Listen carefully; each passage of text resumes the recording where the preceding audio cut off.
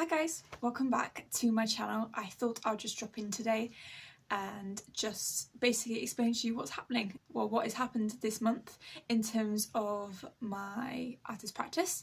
So you might have guessed from the title, but I got involved with an exhibition online called Cista Arts. I hope I'm saying that right.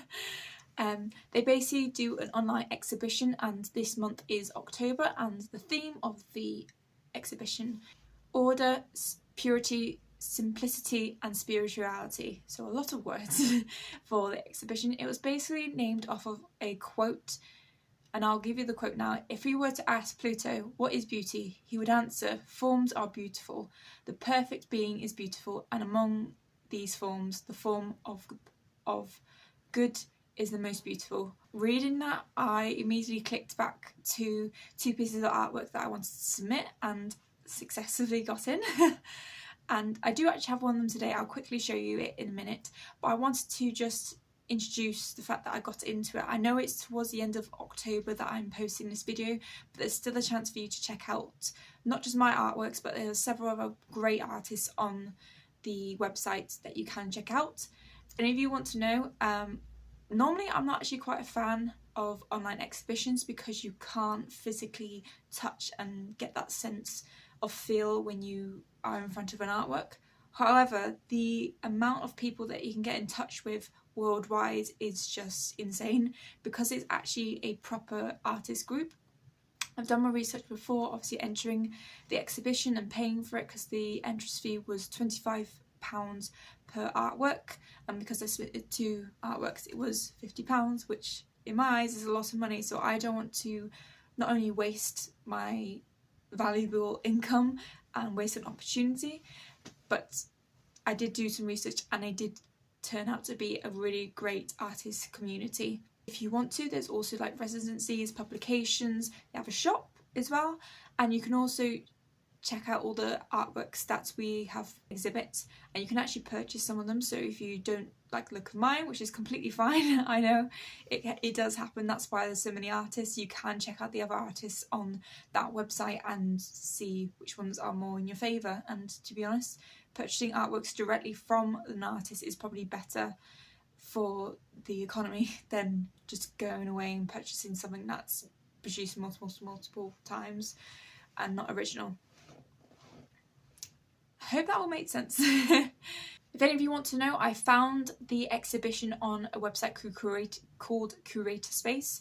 I will leave a link to them. They are completely free to use as a member unless you want extras. I do pay for the extra subscription because it includes a insurance policy. So when I choose to exhibit in an exhibition, if the artwork is damaged or the artwork falls off and damages someone else or hurts someone, it's kind of public liability on those kind of lines. I am covered. I don't have to pay anything, and it's only about £35 a year.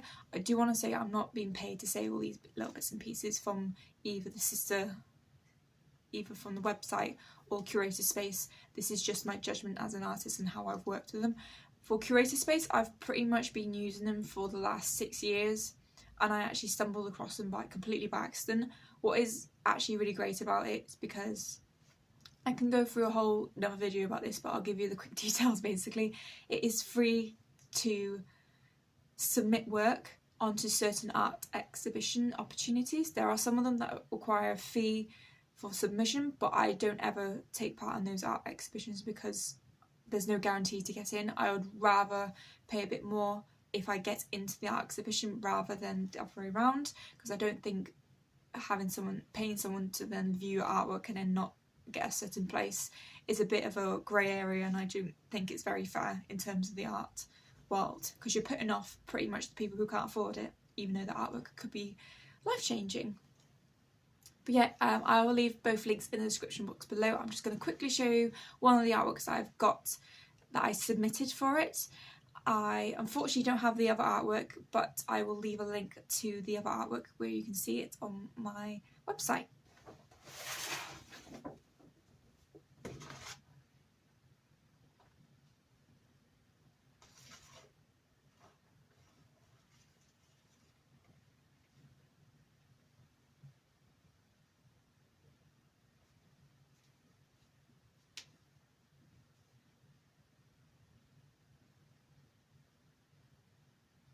Okay, so that artwork that I've just shown you is a still life from 2014 when we were doing live drawing in college. One of my favourite practices actually, and I really, really do miss it.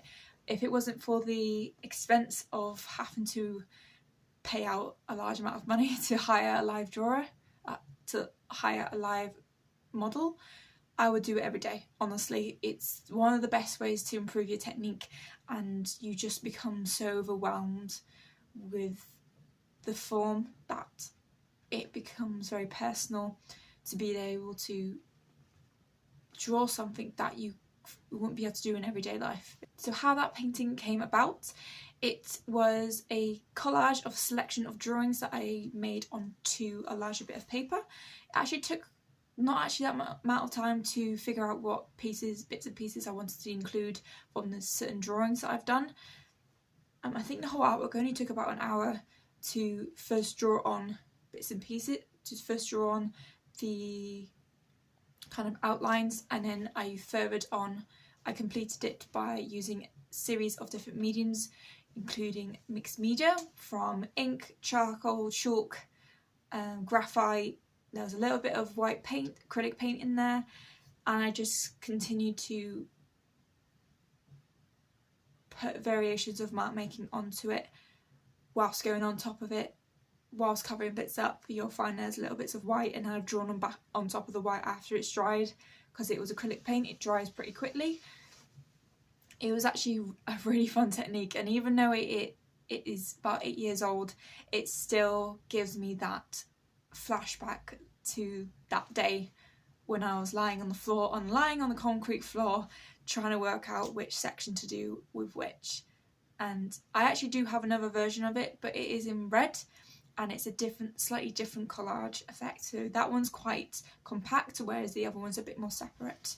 So yes, so the other artwork that I have on my exhibition, like I said, I'll leave a link for you to see it, but it is actually one from university that I basically got a giant piece of paper and started drawing onto that piece of paper.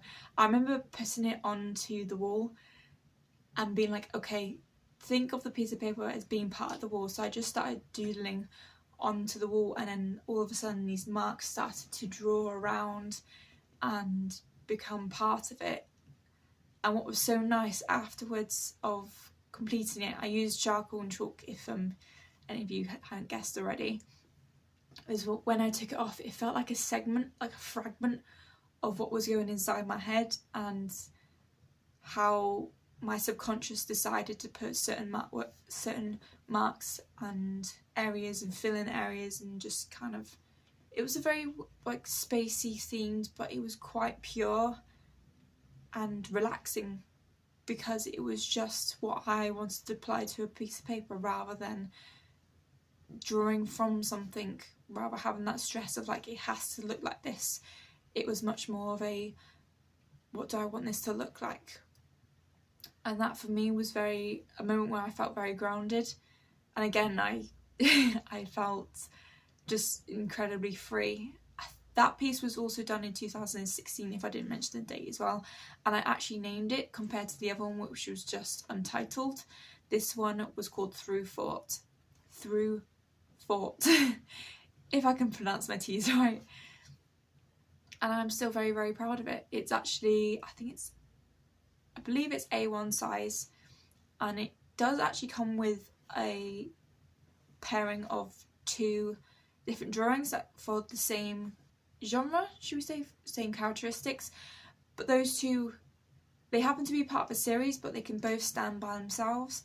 They are much more of a single point which you gravitate towards, whereas this one's like you allow your eyes to feature throughout and weave in and out just to be then settled. So I hope I have covered all the basics of this art gallery exhibition for an online gallery If you do have the time, please do check it out. I will leave a link in the description box if you have any questions about anything I've just mentioned. I will do my best to answer them in the comment section below. But don't forget to like and subscribe to my channel to see more videos like this, and don't worry, there'll be plenty more because exhibitions are just coming left, right and centre after all the opportunities, because the COVID has just disappeared apparently. It means that I actually get to submit more artwork, and being online more will mean that I have more opportunities to be visible, basically. And yeah, I hope you guys enjoyed this video. Don't forget to like and subscribe, and also check out my description box the links to all my social medias and also my eBay selling account, which is where you'll find all my artworks that I feature on my channel, plus a couple of extras that I don't actually film. Normally it's just for me. And yeah, I'll see you guys later. Bye!